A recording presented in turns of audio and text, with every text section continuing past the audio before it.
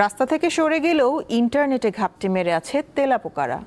আরও সংগঠিত হয়ে অনলাইন কার্যক্রম পরিচালনার ঘোষণা দিয়েছেন ভারতের ককরোচ জনতা পার্টির নেতারা। তরুণ ও শিক্ষার্থীদের অধিকারের প্রশ্নে কোনো ছাড় না দেওয়ার ঘোষণা দিয়েছেন তারা।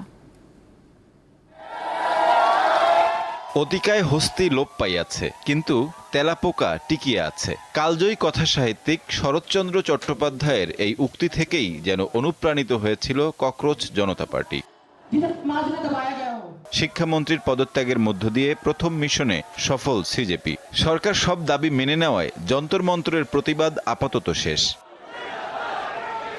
বিজেপি সরকার তাদের প্রতিশ্রুতি ঠিকঠাক কার্যকর করছে কিনা তা এখন পর্যবেক্ষণ করছে সিজেপি। বিশেষ করে আন্দোলনে অংশগ্রহণকারীদের নামে যেসব মামলা দায়ের করা হয়েছে সেসব প্রত্যাহার, প্রশ্ন ফাঁস কাণ্ডে ভুক্তভোগীদের ক্ষতিপূরণ দেওয়া এবং প্রশ্ন ফাঁস রোধে কঠোর আইন প্রণয়নের মতো দাবি জানিয়েছিল সামাজিক যোগাযোগ মাধ্যম নির্ভর এই প্ল্যাটফর্মটি।